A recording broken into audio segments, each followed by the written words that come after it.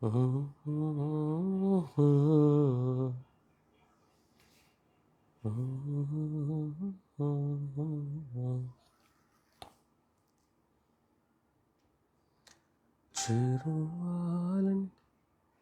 നിനക്ക് നോട്ടിഫിക്കേഷൻ വന്നാ ഇല്ല അല്ലേ? സൗണ്ട് കേട്ടില്ലേ? അബു അസ്സലാമു അലൈക്കും വറഹ്മത്തുള്ളാഹി. ഫിറോസ് കുന്നംപറമ്പിലാണ്. എൻ്റെ പുറകിൽ ഷാജി.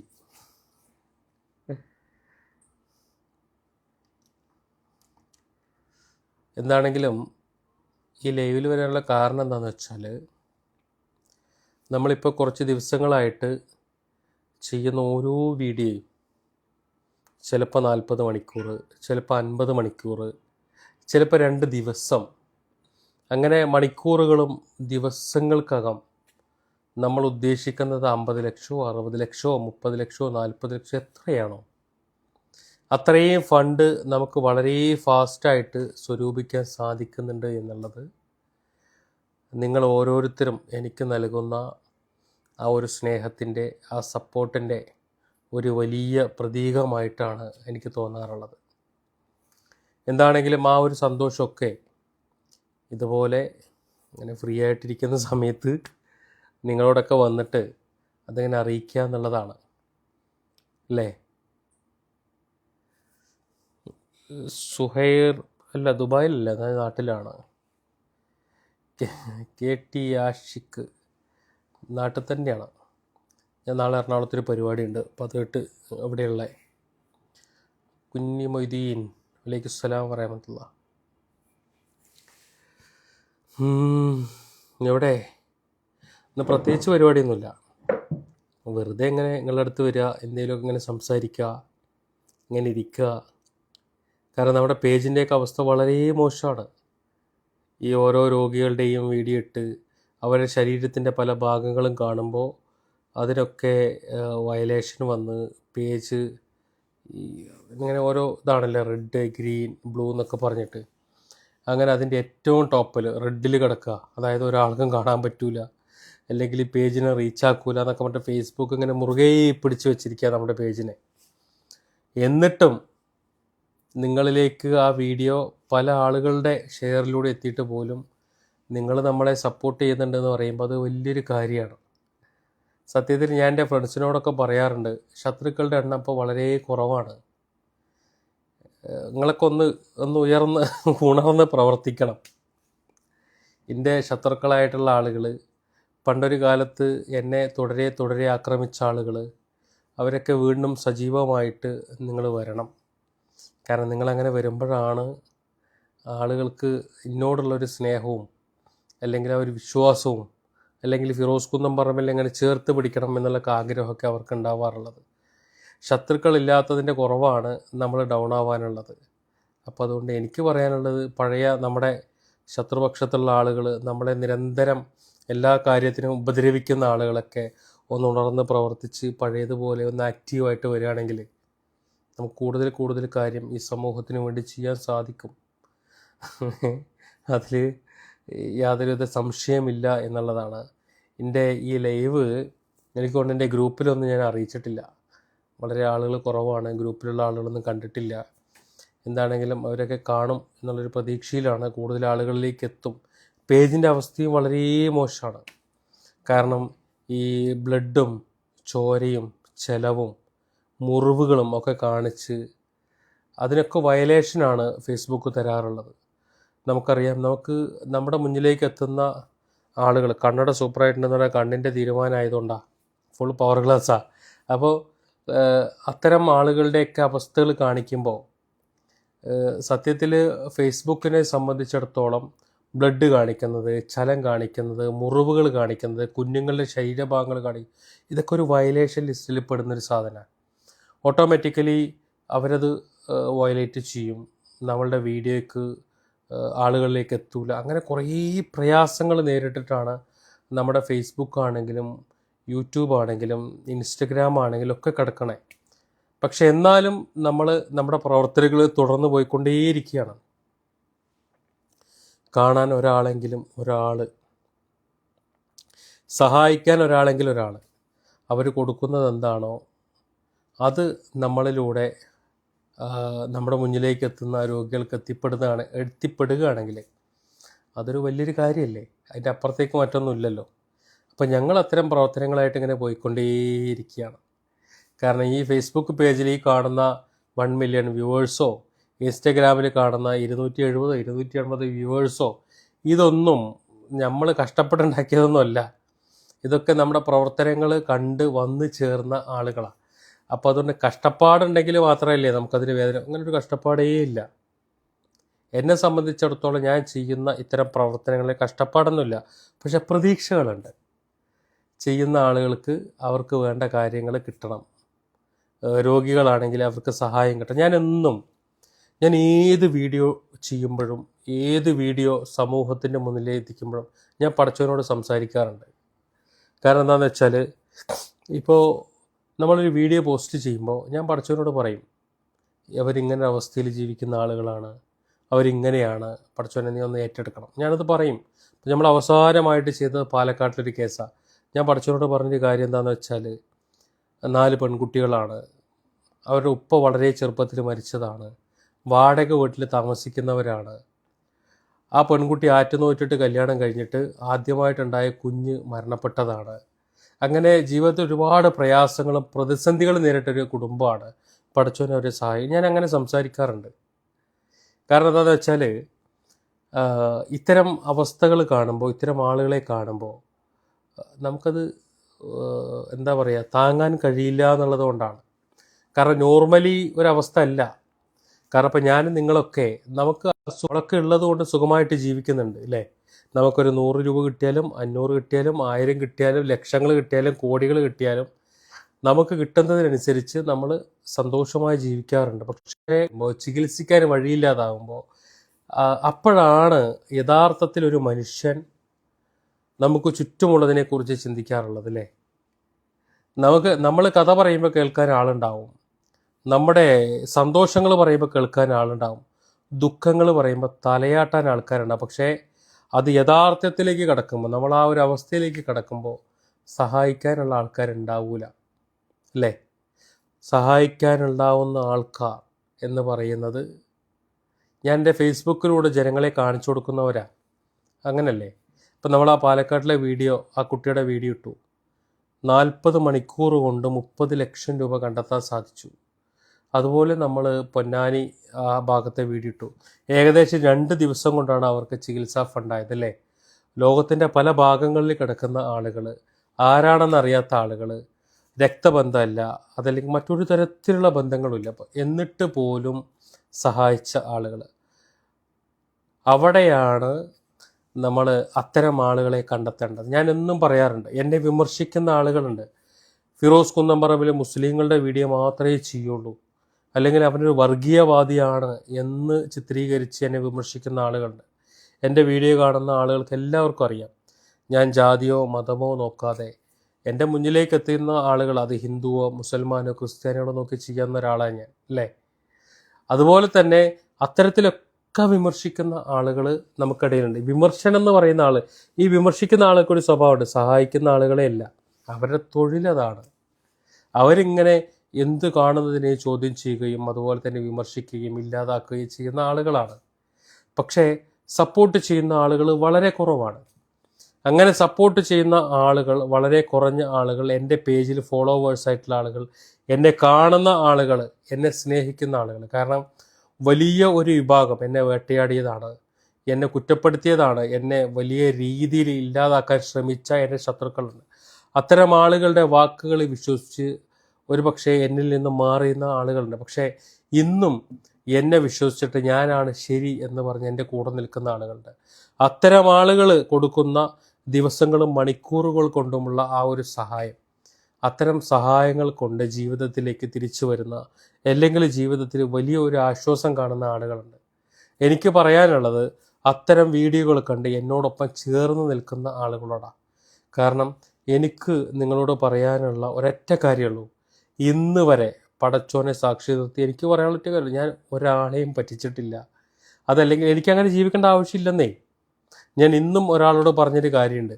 നമ്മൾ ഈ ചാരിറ്റി പ്രവർത്തനങ്ങൾ നടത്തി പോകുമ്പോൾ എൻ്റെ വാഹനത്തിൽ പെട്രോൾ അടിക്കണോ, സൗജന്യമായിട്ട് അടിച്ചു തരാനുള്ള ആളുകൾ എൻ്റെ കൂടെ ഉണ്ട്. എനിക്ക് ഹോട്ടലിൽ റൂം എടുക്കണോ, അതിന് സഹായിക്കുന്ന ആളുകളുണ്ട്. എൻ്റെ എല്ലാ യാത്രകൾക്കും സൗകര്യങ്ങൾ ചെയ്തു തരുന്ന ആൾ. അതെന്തിനു വേണ്ടിയിട്ടാണ്? ഫിറോസ് കുന്നംപറമ്പിൽ സുഖിച്ച് നടക്കാനല്ല, മറിച്ച് ഞാൻ എത്തിപ്പെടുന്ന ഓരോ രോഗികൾ, ഓരോ പ്രയാസം അനുഭവിക്കുന്ന ആളുകൾ, അവരുടെ വീഡിയോകൾ പകർത്തി പൊതുസമൂഹത്തിലിട്ട് അവരുടെ പ്രയാസങ്ങൾ തീർക്കുന്ന ഒരാളെന്നുള്ള നിലയ്ക്ക് എന്നെ സപ്പോർട്ട് ചെയ്യുന്ന ആളുകളുണ്ട്.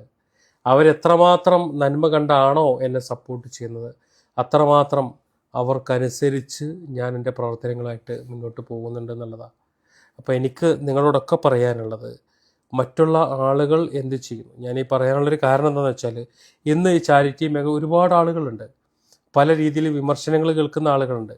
പല രീതിയിലും ചാരിറ്റി വീഡിയോകൾ ചെയ്ത് പൈസ വാങ്ങിക്കുന്ന ആളുകളുണ്ട്. ഓരോ രോഗികളിൽ നിന്നും ലക്ഷങ്ങൾ വാങ്ങിക്കുന്ന ആളുകളുണ്ട്. നിങ്ങൾ അത്തരത്തിലുള്ള ആളുകളുടെ കൂട്ടത്തിൽ എന്നെ പെടുത്തരുത്. അതെൻ്റെ ഒരു അഭ്യർത്ഥനയാണ്. ഞാൻ പറയാറുണ്ട്, പണ്ടുള്ളവർ പറയില്ലേ, മന്നപ്പിത്തം പിടിച്ച ആളുകൾക്ക് എന്ത് കണ്ടാലും മന്ന പോലെ തോന്നും എന്ന് പറഞ്ഞതുപോലെ, അത്തരം മന്നകളിൽ എന്നെ നിങ്ങൾ പെടുത്തരുത്. കാരണം ചാരിറ്റിയിൽ ഫണ്ട് വാങ്ങുന്ന ആളുകൾ, കമ്മീഷൻ വാങ്ങിക്കുന്ന ആൾ, ലക്ഷങ്ങൾക്കായി വാങ്ങിക്കുന്ന ആളുകളുണ്ട്. ഇല്ല എന്നൊന്നും ഞാൻ പറയില്ല. അത്തരം ആളുകളിലേക്ക് നിങ്ങൾ എന്നെ ഉൾപ്പെടുത്തരുത്. കാരണം ഞാൻ അങ്ങനെയുള്ള ഒരാളല്ല. ഞാൻ ഇപ്പോഴും അത് പറയാനുള്ളൊരു കാരണം എന്താണെന്ന് വെച്ചാൽ, ഞാൻ എത്രയോ വീഡിയോകൾ ചെയ്തിട്ടുണ്ട് നിങ്ങളുടെയൊക്കെ നാട്ടിൽ, അല്ലേ? നിങ്ങളിൽ ആരെങ്കിലും ഒരാൾ ചെല്ലുക, നിങ്ങളുടെ നാട്ടിൽ വീഡിയോ ചെയ്ത ഒരു രോഗിയെ കാണാം, എന്നിട്ട് ഫിറോസ് കുന്നംപറമ്പിൽ അവിടെ നിന്നും എന്തെങ്കിലും പറ്റിയിട്ടുണ്ട് എന്ന് പറയുകയാണെങ്കിൽ, നിങ്ങൾ അവരെ മുന്നിൽ നിർത്തി നിങ്ങൾ ലൈവിൽ വന്നോ. എന്നിട്ട് അവരവരുടെ വാ കൊണ്ട് പറയട്ടെ, ഫിറോസ് കുന്നംപറമ്പിൽ ഇത്ര വാങ്ങിയെന്ന്. ഞാനത് തിരിച്ചു കൊടുക്കാൻ തയ്യാറാണ്. അതല്ലെങ്കിൽ അവരെന്താണോ പറയുന്നത് അതനുസരിക്കാൻ ഞാൻ തയ്യാറാണ്. കാരണം എനിക്കങ്ങനെ ഒരാളുടെയും പൈസ വേണ്ട. എന്നെ സഹായിക്കാനും എന്നെ സപ്പോർട്ട് ചെയ്യാനും പുറത്തൊരുപാട് ആളുകളുണ്ട്, അല്ലേ? എനിക്കത് മതി. ഞാൻ അവരുടെയൊക്കെ സപ്പോർട്ടിലും സഹായത്തിലുമാണ് ഞാൻ ഇങ്ങനെ നീങ്ങിക്കൊണ്ടിരിക്കണേ. അല്ലാതെ ചില ആളുകളുണ്ട്, ഞാനിങ്ങനെ വലിയ ചാരിറ്റിയിൽ നിന്ന് കോടികൾ ഉണ്ടാക്കിയിട്ട് ഞാൻ കുറേ ബിസിനസ് തുടങ്ങി, എനിക്കൊന്നുമില്ല. ഞാൻ ഇപ്പോഴും പറയുകയാണ്, അതൊക്കെ തെറ്റായിട്ടുള്ള കാര്യങ്ങളാണ്. ഞാൻ ഇന്നും ഒരു സാധാരണക്കാരനായിട്ട് തന്നെയാണ് നിങ്ങളുടെ മുന്നിൽ പോകുന്നത്. പിന്നെ താമസിക്കുന്നതും യാത്ര ചെയ്യുന്നതൊക്കെ അതൊക്കെ ഞാൻ പറഞ്ഞല്ലോ കാര്യങ്ങളൊക്കെ. അതല്ലാതെ എനിക്ക് ബിസിനസ്സോ കാര്യങ്ങളോ അങ്ങനൊന്നുമില്ല. അങ്ങനെ നമ്മളെ വളരെ മോശമാക്കാനും ഇല്ലാതാക്കാനും ഒക്കെ ആയിട്ട് പല രീതിയിലും പല ആളുകളും ശ്രമിക്കുന്നുണ്ട്.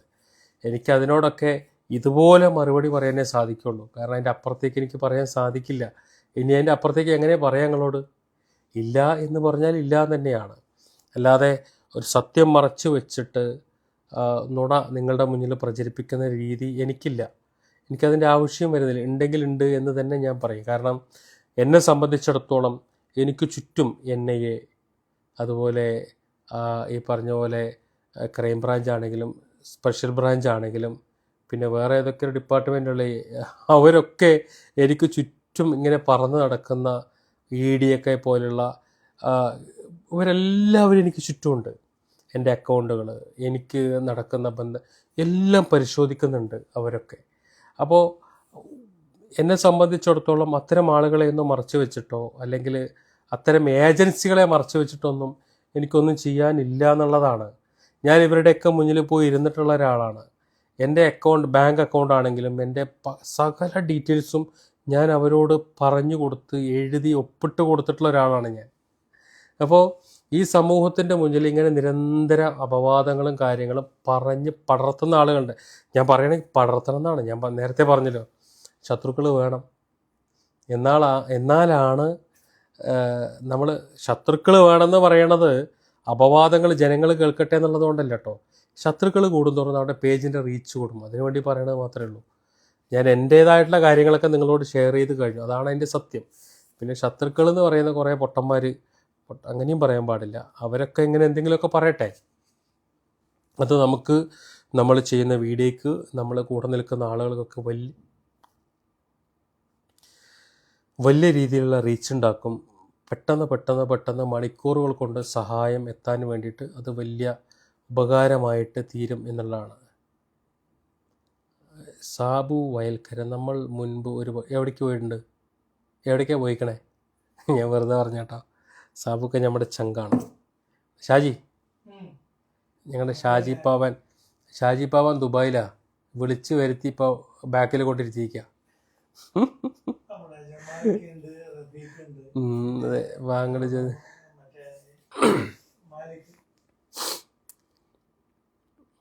അപ്പം അങ്ങനെയൊക്കെ കാര്യങ്ങൾ. സത്യം പറഞ്ഞാൽ ഞാൻ പണ്ട് ഒന്നടവിട്ട ദിവസങ്ങളിൽ ലൈവിൽ വരും. എന്നെ കാണുന്ന, എന്നെ ഇഷ്ടപ്പെടുന്ന ആളങ്ങനെ പാട്ടൊക്കെ പാടിത്തന്ന് ഞാനിങ്ങനെ ഹാപ്പി ആയിട്ട് ഞാനിങ്ങനെ ഇരിക്കും. ഈ ഇലക്ഷനിൽ മത്സരിച്ച സമയം മുതൽ ഞാൻ വളരെ ഗൗരവമുള്ള അല്ലെങ്കിൽ ഞാൻ എല്ലാവരോടും ചിരിച്ച് കളിച്ചിങ്ങനെ നിൽക്കുന്ന ഒരാളായിരുന്നു. എനിക്ക് ശരിക്കും അതാവാനായിരുന്നു ഇഷ്ടം. പക്ഷേ എന്താ, റിയാസ് മന്ദിലത്ത് സോഷ്യൽ മീഡിയയിൽ എപ്പോഴും നിറഞ്ഞു നിൽക്കണമെങ്കിൽ വിവാദം വേണം ബ്രോ. അത് സത്യമാണ് റിയാസ്ക, അത് നിങ്ങൾ പറഞ്ഞത് സത്യ. അപ്പോൾ എന്താ പറയുക, ശത്രുക്കളെ ക്ഷണിച്ച് വരുത്താനൊന്നുമല്ല ഇന്നത്തെ ലൈവ്. പക്ഷെ എന്നാലും നിങ്ങൾ ഉണർന്ന് പ്രവർത്തിക്കണം. കാരണം നിങ്ങളൊക്കെ പ്രവർത്തിച്ചതിൻ്റെ ഭാഗമായിട്ട് പണ്ട് ഭയങ്കര റിസൾട്ടായിരുന്നു. ഇപ്പോഴുണ്ട്, ഇപ്പോഴും കുറച്ച് നാനൂറുകളും അല്ലെങ്കിൽ വേറെന്താ പറയുക, അങ്ങനെ കുറച്ച് വന്നതിൻ്റെ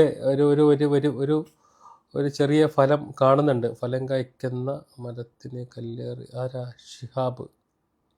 അള്ളാഹു അനുഗ്രഹിക്കട്ടെ. ഒരു പാട്ട്, അബ്ദുൽ ഗഫൂറിന് പാട്ട്. ഞാൻ ആരത്? സബീറ.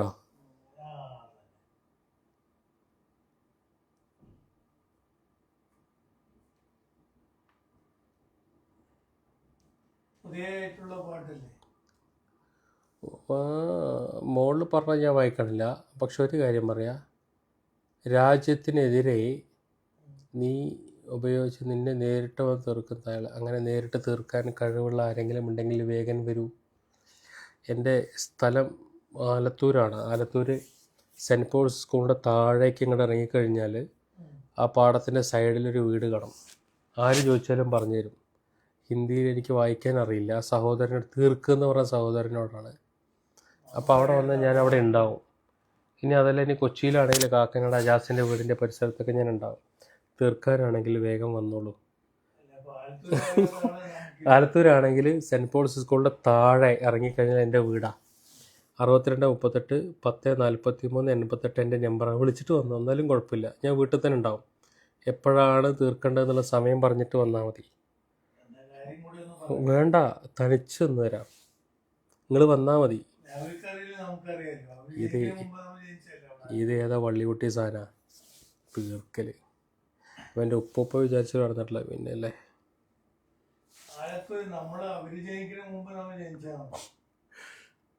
ഇവ കണ്ടിട്ടുള്ള ആള് വേറെയാ.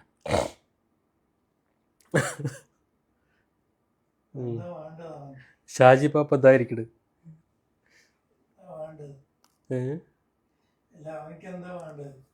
തീർക്കണത്ര. അതേതോ ഫേക്ക് അക്കൗണ്ടാണ്.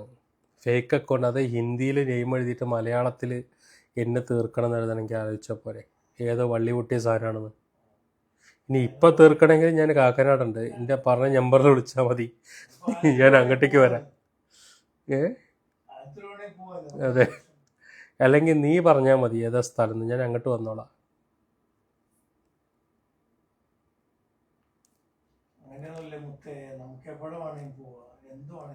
പിന്നല്ലാതെ.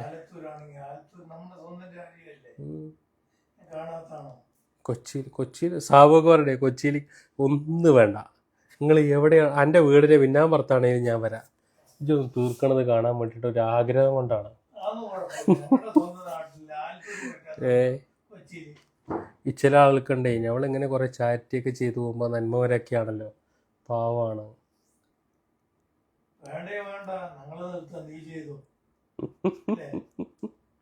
കേട്ടിയാഴ്ച ഉപ്പുപ്പാത്. അത് ഏതോ ഹിന്ദിയിലെ പേരെഴുതിക്കണേ, അതുകൊണ്ട് എനിക്ക് വായിക്കാറില്ലല്ലോ. മലയാളത്തിൽ എഴുതിയത് ഞാനിങ്ങനെ വായിച്ചു പറഞ്ഞ. റിയാസ്ക, ഞാൻ റിയാസ് മന്ദിലത്തുണ്ട്. ഞാൻ ഒരുപാട് ആളുകളുണ്ട്. ഇന്നും ഒരു പക്ഷേ നമ്മൾ ഈ ചാരിറ്റി പ്രവർത്തനം തുടങ്ങുമ്പോൾ എന്നോടൊപ്പം കട്ടക്ക് നിന്ന ആളുകൾ, എന്നെ സ്നേഹിച്ച് സപ്പോർട്ട് ചെയ്ത ആളുകൾ, ഇന്നും പല ആളുകളും എൻ്റെ ഓപ്പോസിറ്റ് സൈഡ് നിന്നിട്ട് പ്രവർത്തിക്കുന്നുണ്ട്. സത്യത്തിൽ അവർക്ക് ആർക്കും എന്നോടുള്ള വൈരാഗ്യം കൊണ്ടല്ല. ഒരു പക്ഷേ എൻ്റെ ഗ്രൂപ്പിലോ അല്ലെങ്കിൽ നമ്മളോടൊപ്പം നിൽക്കുന്ന പല ആളുകളുടെയും തമ്മിലുള്ള പ്രശ്നങ്ങളും കൊണ്ടും പ്രയാസങ്ങൾ കൊണ്ടൊക്കെ അപ്പുറത്ത് നിന്നിട്ട് നേരിടുന്ന ആളുകളാണ്. എനിക്ക് റിയാസ്ക പറഞ്ഞ പോലെ തന്നെ പറഞ്ഞ എല്ലാവർക്കും സന്തോഷത്തോടെ സമാധാനത്തോടെ നമുക്ക് നല്ല ഐക്യത്തോടെ പോകണം തന്നെ എൻ്റെ ആഗ്രഹം. കാരണം എന്താ വെച്ചാൽ പലപ്പോഴും പല ആളുകൾ ഇങ്ങനെ ഇല്ലാത്തത് ഇങ്ങനെ എഴുതി പിടിപ്പിച്ച് ഇങ്ങനെ പോവല്ലേ. ഒരു പക്ഷേ നിരപരാധികളായിട്ടുള്ള ആൾ, നിഷ്പക്ഷമായി ചിന്തിക്കുന്ന ഒരാളുകൾ ഇത്തരം എഴുത്തുകൾ കാണുമ്പോൾ ഇങ്ങനെയാണെന്ന് ചിന്തിക്കുക. അങ്ങനെയല്ല. എന്നെ സംബന്ധിച്ചിടത്തോളം ഞാൻ ഇന്നും പറയുകയാണ്, ഈ സോഷ്യൽ മീഡിയ ചാരിറ്റി എന്നും നിലനിൽക്കണം. കാരണം അത് പെട്ടെന്ന് ഒരു രോഗിക്ക്, ഒരാൾക്ക്, ഒരു മനുഷ്യന് ഒരു പ്രയാസം വരുമ്പോൾ അവൻ്റെ പ്രയാസങ്ങൾ തീർക്കാൻ കഴിയുന്ന ഏറ്റവും വലിയൊരു സാധ്യതയാണ്. അത്തരം സാധ്യതകൾ ഇതിലേക്ക് ഇറങ്ങിത്തിരിച്ച ആളുകൾക്ക് ചെയ്യാൻ സാധിക്കുള്ളൂ. കാരണം ആരും ഇതിലേക്ക് വരുന്നില്ല എന്നുള്ളതാണ്. നമ്മുടെ നാട്ടിൽ എത്രയോ വ്ളോഗർമാരുണ്ട് അല്ലേ, സോഷ്യൽ മീഡിയ ഇൻഫ്ലുവൻസറുണ്ട്. ഇവരാരും ഇത്തരം പ്രവർത്തനങ്ങൾ ചെയ്യാറില്ല. കാരണം ഇവരൊക്കെ ഇത് ചെയ്യുമ്പോൾ പറയുന്നതെന്നറിയോ, ഇത് ചെയ്തു കഴിയുമ്പോൾ നാളെ എന്നെ കള്ളനാണെന്ന് വിളിക്കും, നാളെ എന്നെ മറ്റതാണെന്ന് വിളിക്കും എന്നൊക്കെ പറഞ്ഞിട്ട് എല്ലാവരും മാറി നിൽക്കുക അല്ലേ. അപ്പോൾ ഇതിനായിട്ട് രണ്ടും കൽപ്പിച്ചിറങ്ങിയ ആളുകളുണ്ട്. അത്തരം ആളുകൾക്ക് ഇത് പറ്റുള്ളൂ. അപ്പോൾ അത്തരം ആളുകളെ കൂടി ഈ മോശം സ്റ്റേജിലേക്ക്, മോശം അവസ്ഥയിലേക്ക് എത്തിക്കുന്നതിന് പകരം അവർ വളരെ കറക്റ്റാണോ, ക്ലിയറാണോ, അങ്ങനെയാണെങ്കിൽ അവരെ സപ്പോർട്ട് ചെയ്യുക, അവരെ ഏറ്റെടുക്കുക, അവർ ചെയ്യുന്ന കാര്യങ്ങളെ ജനങ്ങളിലേക്ക് എത്തിക്കുക. കാരണം ഇത് നിലനിന്ന് പോകണം. എനിക്ക് പറയാനുള്ളത്, മണിക്കൂറുകൾ കൊണ്ട് ഇത്തരം ആളുകളുടെ പ്രയാസങ്ങൾ തീർക്കാനുള്ളൊരു സംവിധാനം ഉണ്ടെങ്കിൽ അതിനെ നമ്മൾ ഉപയോഗപ്പെടുത്താമെന്നല്ലാതെ അത് ചെയ്യാനൊരുങ്ങുന്ന ആളുകളെ നശിപ്പിച്ചിട്ട് എന്താ കാര്യം? എന്നാൽ വേറൊരാൾ വരണ്ടേ? ഇപ്പം ഞാൻ തന്നെ നമ്മൾ ചെയ്യുന്ന വീഡിയോകൾ കുറേ ഇൻഫ്ലുവൻസേഴ്സിന് ഇട്ട് കൊടുക്കും. അവർ പറയും ഞങ്ങളുടെ പേജിൻ്റെ റീച്ച് പോവും, ഞങ്ങളുടെ പേജിനെ മോണിറ്റേഷൻ പോവും, ഞങ്ങൾക്ക് കിട്ടുന്ന വരുമാനം കുറഞ്ഞു പോകും എന്നൊക്കെ പറഞ്ഞിട്ട് അവർ ചെയ്യാറില്ല. നിങ്ങളൊന്ന് ആലോചിച്ച് നോക്ക്. എല്ലാവരും പണത്തിന് വേണ്ടിയിട്ട് ഇങ്ങനെ പറന്ന് നടക്കുക. അതിൻ്റെ ഇടയിലാണ് ഇങ്ങനെ കുറച്ച് ആളുകൾ ചാരിറ്റിയായിട്ട് നടക്കണേ. അപ്പോൾ അവരെ കുറ്റപ്പെടുത്തി ഇല്ലായ്മ ചെയ്യുന്നതിന് പകരം ഒന്നില്ലെങ്കിൽ തെറ്റ് കണ്ടാൽ അത് തെറ്റാണെന്ന് പറഞ്ഞ് ശരിയിലേക്ക് നടത്തുക, അതല്ലെങ്കിൽ തെറ്റ് ചെയ്യുന്നവരെ മാറ്റി നിർത്തി ശരി ചെയ്യുന്ന ആളുകളെ ഏറ്റെടുത്ത് മുന്നോട്ട് പോകുക. അങ്ങനെ ചെയ്യാനുള്ളൊരു സംവിധാനം ചെയ്യുന്നതിന് പകരം വെറുതെ ഇങ്ങനെ ബഹളം ഉണ്ടാക്കിയിട്ട് വല്ല കാര്യമുണ്ടാ? ഈഗോ. പിന്നെ വേറെന്താ? ജമാൽ കണ്ണിയൻ, അഷ്റഫ് കോളത്ത്, ഇവരെക്കുറിച്ച് 2 വാക്ക്. ഷാബിർ, 2 പേരും പുലികളാണ്. അഷ്റഫ് കോലത്ത് ഒരു കാലത്ത് നമ്മളുടെ കൂടെ ആക്റ്റീവായിട്ടുണ്ടായിരുന്ന ഒരാളാണ്. എന്ന് വെച്ചാൽ എങ്ങനെ ഇപ്പം ഞാനത് പറയാൻ വാക്കുകളില്ല. കൃത്യമായ കണക്കുകൾ, എന്ത് ചോദിച്ചാലും പട്ടപെടാന്ന് ജനങ്ങൾ കിട്ടുകൊടുക്കും. അങ്ങനെ കൃത്യമായ കണക്കും അതയാൾ ഇട്ട് കൊടുക്കുന്നത് മാത്രമല്ല, നമ്മുടെ കണക്കും കാര്യമൊക്കെ അങ്ങനെയാണ്. അതുകൊണ്ടാണ് അങ്ങനെ കൃത്യമായ കണക്കും കാര്യങ്ങളൊക്കെ ആയിട്ട് നമ്മുടെ കൂടെ വന്ന ഒരാളാണ്. പിന്നെ പ്രയാസങ്ങളൊക്കെ ആയിട്ട് പോയതാണ്. ജമാലിക്ക് അത് തന്നെയാണ്. കൊറോണ വന്നതിന് ശേഷം അവരൊക്കെ സൗദി അറേബ്യയിൽ ബിസിനസ്സും കാര്യങ്ങളൊക്കെ ആയിട്ട് നടന്ന ആളുകളാണ്. കൊറോണ വന്നു പോയതിന് ശേഷം വലിയ പ്രയാസങ്ങൾ നേരിട്ടു. അപ്പോൾ അതുകൊണ്ട് ഓട്ടോമാറ്റിക്കലി അവരവരുടെ ബിസിനസ്സിലേക്ക് മുഴുകി എന്നുള്ളതാണ്. സാദിക്ക് പുറകിൽ ഷാജി പാപ്പനാണ്. അന്നും ഇന്നും ഞാനും നിങ്ങളും തമ്മിലൊരു അകൽച്ചയില്ല. ഞാനത് പറഞ്ഞല്ലോ, റിയാസ്ക്ക് എന്നെ ബഹ്റൈനിൽ വന്നപ്പോൾ കാണാൻ വന്ന ഒരാളാണ്. ഇപ്പോൾ ഒരാളെ കാണാൻ വരണമെങ്കിൽ ഇഷ്ടമുള്ളത് കൊണ്ടാണല്ലോ വരിക. ഒരാൾക്ക് മാനസികമായിട്ട് പ്രയാസങ്ങളോ വൈരാഗ്യം ഉണ്ടെങ്കിൽ ഒരാൾ കാണാൻ പോയില്ലല്ലോ. ജലീൽ പുള്ളോത്ത്, ചാരിറ്റി നശിപ്പിക്കാൻ കുപ്പായം ഇട്ട് വിവാദങ്ങൾ ഉണ്ടാക്കുന്ന കുറേ ആളുകളുണ്ട്. ഞാനത് പറഞ്ഞു ജലീൽക്ക, അങ്ങനെ കുറേ ആളുകളുണ്ട്. ഇപ്പം നമ്മൾ നല്ലതും കെട്ടതും തിരഞ്ഞെടുക്കുക എന്നുള്ളത് ഒരു പക്ഷേ സാധാരണ മനുഷ്യർക്ക് സാധിക്കില്ല. പക്ഷേ ഇതിനകത്ത് മുഴുകി നിൽക്കുന്ന ആളുകൾക്ക് സാധിക്കും. അത്തരം ആളുകൾ അതിനെ മാറ്റി നിർത്തുക എന്നുള്ളതാണ്. ഹബീബ്, പാപ്പല്ല പാപ്പ്, ഇതാ അവിടെ ഇരിക്കണം, അതായിരിക്കണം നോക്കിയാ. ഓനാ മസിലും പിടിച്ചിരിപ്പാ.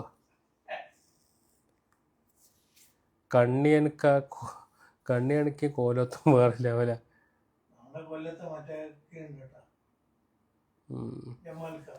കണ്ണിൻ്റെ പ്രശ്നം വേറൊന്നുമില്ല, ഭയങ്കര പ്രശ്നമാണ്. എനിക്ക് കാഴ്ചൻ്റെ കുറവ് വന്നിട്ടുണ്ട്. ഞാൻ മറ്റേ മരുന്നും കാര്യങ്ങളൊക്കെ യൂസ് ചെയ്യാം. ഇന്നലെയോ മിനിഞ്ഞാന്നാണ് ഞാനിവിടെ നമ്മുടെ എന്താ ഹോസ്പിറ്റലിൻ്റെ പേരെനിക്ക് ഓർമ്മയില്ലല്ലോ, പെട്ടെന്ന് മറന്നുപോയല്ലോ, ശ്രീധരീയത്തിൽ പോയി കണ്ണ് കാണിച്ച് എനിക്ക് ഭയങ്കരമായിട്ട് കാഴ്ചൻ്റെ കുറവുണ്ട്, ഈ മൊബൈലിലേക്ക് നോക്കിയിട്ടും പിടിച്ചിട്ടൊക്കെ. അതുകൊണ്ടാണ് ഞാൻ ഈ ഫോണ് ഇപ്പോൾ ലൈവ് ഇടുമ്പോൾ ഞാൻ ഇത് കണ്ണട ഉപയോഗിച്ചതുകൊണ്ടാണ്. കാരണം വളരെ കുറഞ്ഞ ടൈമിൽ ഫോണിൽ നോക്കാൻ പാടുള്ളൂ എന്ന് പറഞ്ഞേക്കാം. അപ്പോൾ ഇതാവുമ്പോൾ എന്താണെന്ന് വെച്ചാൽ അതിനുള്ള പവർ ഗ്ലാസ്സാണ് യൂസ് ചെയ്യണത്.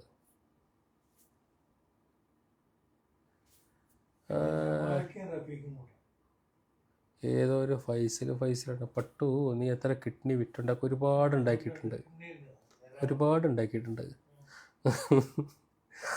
നിങ്ങൾ ബഹ്റൈനിൽ നീ വിസയും ടിക്കറ്റ് വെച്ചില്ല ബാബ, അപ്പോൾ വരാം. നീ ഇങ്ങനെ കമൻ്റ് ഇടാൻ മാത്രം വലിയ സംഭവമായിട്ട് വരണ്ട അതിൻ്റെ ഉള്ളിൽ.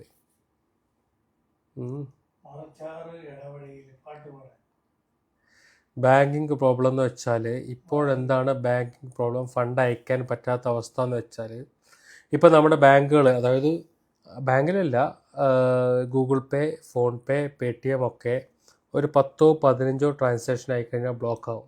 അക്കൗണ്ട് മാറ്റി കൊടുക്കും, വീണ്ടും 10-15 ട്രാൻസാക്ഷൻ ആയി ബ്ലോക്കാവും. അങ്ങനത്തെ ഒരു സിസ്റ്റം അവരാക്കിയിട്ടുണ്ട്. അതൊക്കെ ഒരു സെക്കൻഡ് ബാങ്കിങ് ഓപ്ഷനാണ്. അപ്പോൾ കൂടുതൽ ആളുകൾ ചെയ്യേണ്ട ഒരു കാര്യം എന്താണെന്ന് വെച്ചാൽ നമ്മൾ മാക്സിമം അക്കൗണ്ടിലേക്കും അതേ അക്കൗണ്ടിൻ്റെ QR കോഡും വെച്ചിട്ടുണ്ട്, അതിലേക്കും പൈസ അയക്കാൻ നോക്കുക. അപ്പോൾ പ്രശ്നമില്ല, അതിൽ ഫണ്ട് കയറുന്നുണ്ട്. നമ്മൾ ഈ ഗൂഗിൾ പേയും പേടിഎമ്മും ഫോൺ പേയിലേക്ക് പോകുമ്പോഴാണ് അക്കൗണ്ട് ബ്ലോക്ക് ആവുന്നതും പ്രശ്നങ്ങളുണ്ടാവുന്നതൊക്കെ. ഓക്കെ,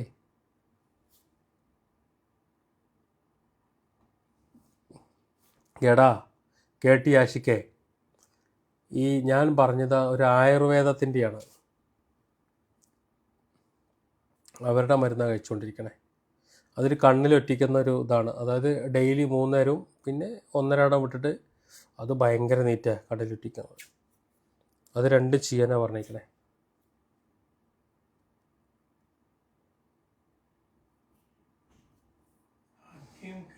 ഞാനിപ്പോൾ ജാബിർ നിസാമി, ഞാനിപ്പോൾ എറണാകുളത്താണ്. നാളെയും മറ്റന്നാളും ഇവിടെ പരിപാടിയുണ്ട്, അപ്പോൾ അതുമായിട്ട് വന്നതാണ്. ഉസ്മാൻ, ചാരിറ്റി നിലനിൽക്കുന്നതുകൊണ്ട് എത്ര പേരാണ് നിമിഷങ്ങൾ? സത്യമാണ്, ചാരിറ്റി നിലനിൽക്കുന്നതുകൊണ്ട് എത്ര പേരാണ് നിമിഷങ്ങൾ കൊണ്ട് രക്ഷപ്പെടുന്നത്. സത്യമായിട്ടുള്ളൊരു കാര്യമല്ലേ?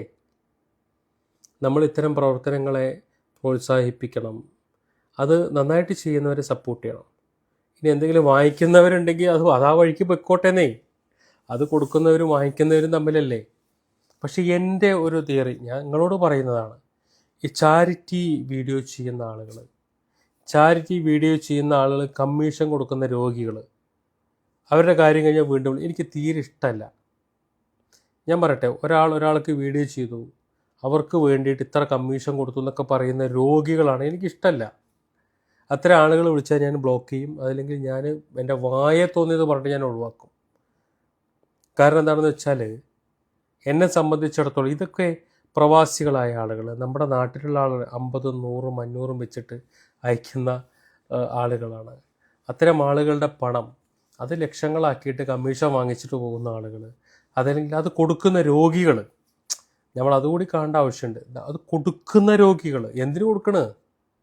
അവർ നന്മ എന്ന് പ്രതീക്ഷിച്ച് നിങ്ങൾക്ക് വേണ്ടിയിട്ടാണ് വീഡിയോ, അങ്ങനെ ചെയ്താൽ മതിയെന്നേ, അല്ലെങ്കിൽ ഒഴിവാക്കി വിട്. അങ്ങനെ ആ രീതിക്ക് കണ്ട് ചെയ്യുന്ന ആളുകളുണ്ട്, അത്തരം ആളുകളെ നിർത്തിയാൽ മതി. അതല്ലാത്തവരെ നമ്മൾ പിടിക്കുകയേ വേണ്ട, അവരെ അങ്ങോട്ട് ഒഴിവാക്കി വിട്ടാൽ മതി. ഓക്കെ, UAE വരുന്നില്ല. എനിക്ക് സത്യം പറഞ്ഞാൽ നാട്ടിൽ നിൽക്കാനാണ് ഭയങ്കര ഇഷ്ടം. അത്രയേ ഉള്ളൂ. ജംഷീദ് പറഞ്ഞു വാങ്ങുന്നവർ വാങ്ങിക്കോട്ടെ, അവരുടെ പാടായി, അതൊക്കെ ആ വഴിക്കടന്ന്. ഞാൻ പറഞ്ഞല്ലോ, അവരുടെ കൂട്ടത്തിൽ എന്നെ പെടുത്തേ വേണ്ട. ഇത് വേറെ അത് വേറെ.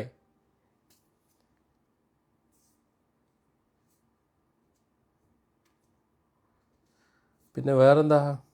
ആരാ സെക്രട്ടറി? അക്ബർ CP, വലൈക്കും സലാം വറഹ്മത്തുള്ളാഹി. സറഫുദ്ദീൻ,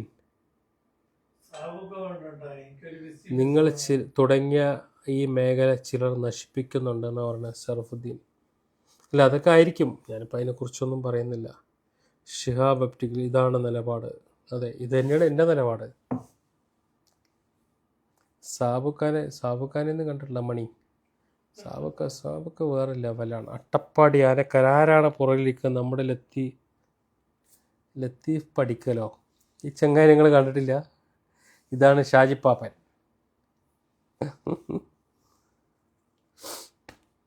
പിന്നെ വേറെന്താ? റിയാസ് വന്നില്ല. നാട്ടിലെ ആ ഒരു വൈബ് അത് വേറെ ലെവലാണ്. മത്സരിക്കാനോ? ഞാനിപ്പോൾ ഒരു മനസ്സമാധാനത്തോടെ പോകുന്നുണ്ട്. അതങ്ങനെ പോട്ടെ. കുമ്മാട്ടിയല്ല, കുമ്മാളി പുറത്ത് പോയിക്കാണ് ഇപ്പോൾ. ഒരു ബിൽഡിംഗ് എന്തോ കൊടുക്കാനുണ്ട്. എന്നിട്ട് അത് നോക്കാൻ രാത്രി പോയിക്കുക.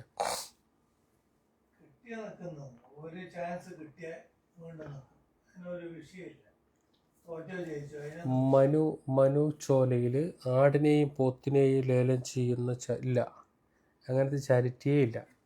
സോഷ്യൽ മീഡിയ ചാരിറ്റി എന്ന് പറഞ്ഞാൽ ഒരു വീഡിയോ പോസ്റ്റ് ചെയ്ത് സോഷ്യൽ മീഡിയയിൽ കളക്ട് ചെയ്ത് അവിടെ പ്രയാസങ്ങൾ തീർക്കുക, അതാണ് സോഷ്യൽ മീഡിയ ചാരിറ്റി. അങ്ങനത്തെ ഒരു സിസ്റ്റമാണ് നമ്മൾ ഉണ്ടാക്കിക്കണം. അത് അങ്ങനെ തന്നെ തുടരും. അത് നിൽക്കേണ്ടി വന്നാൽ നമ്മൾ നിർത്തും. അത് നിൽക്കേണ്ടി വരില്ല. കാരണം ഇന്ന് ഒരു സൈബർ യുഗമാണല്ലോ. അപ്പോൾ അത് നിലനിന്ന് പോയിക്കോളും. ആ പഴയ ടീമെല്ലാം തിരിച്ചു വരണമെന്ന്. ഇല്യാസിലെ ഫിറോസ് കമുത്താണ്. നിങ്ങളെ കണ്ട് എത്ര രോഗികളാണ് രക്ഷപ്പെടുന്നത്. നന്മമരം ഒരിക്കലും നശിക്കില്ല.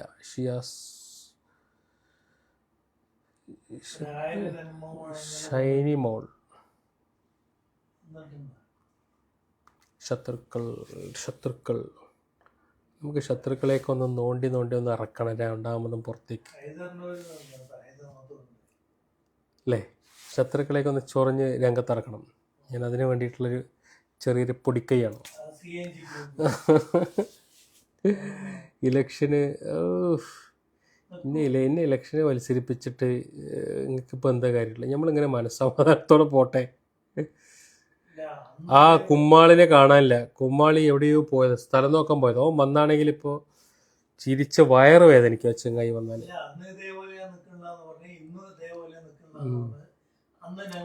മനു അഡ്വക്കേറ്റ് യൂസഫ് കേരള എപ്പോഴും അഡ്വക്കേറ്റ് ആയത്? ആ ചെങ്ങായിൻ്റെ കേരള എന്നുള്ള പേര് മാറ്റണം. കേരളത്തിന് വേറെ ഇതൊന്നുമില്ലേ? ഒരു കേരളയും കൊണ്ട് നടക്കുന്നത്. സത്യം എന്ന് പറയും കേശ, നിങ്ങളുടെ ചാരിറ്റി എന്തുകൊണ്ടാണ് ജനങ്ങൾ വീണ്ടും ക്യാഷ് അയക്കുന്നത്? ഓക്കെ, അല്ല ഞാൻ പോട്ടെ. നമ്മുടെ വീഡിയോ ഒന്നില്ലെങ്കിൽ നാളെ അല്ലെങ്കിൽ മറ്റന്നാൾ മറ്റേ ഇവിടെ സ്ഥലത്തിൻ്റെ പേര് പുത്തനത്താണ്. അവിടെ ഉള്ളൊരു പെൺകുട്ടിയുടെ വീഡിയോ ആണ്. ഭയങ്കര പ്രയാസമുള്ളത്. അത് നമ്മൾ നാളെ അല്ലെങ്കിൽ മറ്റന്നാളായിട്ട് പോസ്റ്റ് ചെയ്യും. നിങ്ങളെല്ലാവരും അത് ഏറ്റെടുക്കണം. ഈ പറഞ്ഞതുപോലെ മണിക്കൂറുകളുണ്ട്, അതിലേക്ക് ഫണ്ടാക്കണം. അതിനു വേണ്ടിയുള്ള അക്കൗണ്ടും കാര്യങ്ങളൊക്കെ റെഡിയാക്കിയിട്ടുണ്ട്. അക്കൗണ്ട് ബ്ലോക്കായാലും മാറ്റി കൊടുക്കാനുള്ള സംവിധാനങ്ങളൊക്കെ ചെയ്യുന്നുണ്ട്. പക്ഷേ നിങ്ങളെല്ലാവരും അത് ഏറ്റെടുത്ത് അതും വിജയിപ്പിക്കണം. ഓക്കെ, ഞാൻ പോട്ടെ. നൗഷാദ് അരീക്കോട, അവനോടെ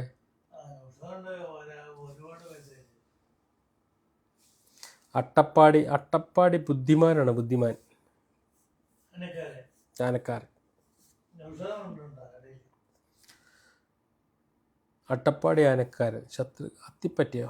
അത്തിപ്പറ്റ ഹബീബ്. അത്തിപ്പറ്റ, ഞങ്ങൾ അത്തിപ്പറ്റ ഉസ്താദിൻ്റെ മക്കാമ് ആ ഭാഗത്ത് നിന്നിട്ടാണ് ഞങ്ങൾ ആ വീഡിയോ ഒക്കെ ചെയ്തിട്ടുള്ളത്. എന്താണെങ്കിലും അതിൻ്റേതായിട്ടുള്ള ഒരു ബർക്കത്ത്, ഒരു ഗുണം ആ വീഡിയോയിലുണ്ടാവും. നിങ്ങളെല്ലാവരും അത് ഏറ്റെടുക്കണം കേട്ടോ. ആ കുട്ടിയുടെ അതെ സുലു തീർച്ചയായിട്ടും ഞങ്ങളുണ്ടാവും. ഷാബിർ വലൈക്കും സലാം വറഹ്മത്തുള്ളാഹി ഫിറോസ് തീരും. എന്നാൽ ഞാൻ പോയിക്കോട്ടെ. ശരി കേട്ടോ. അസ്സലാമു അലൈക്കും വറഹ്മത്തുള്ളാഹി. അയ്യോ, അതെവിടെ അമർത്താ?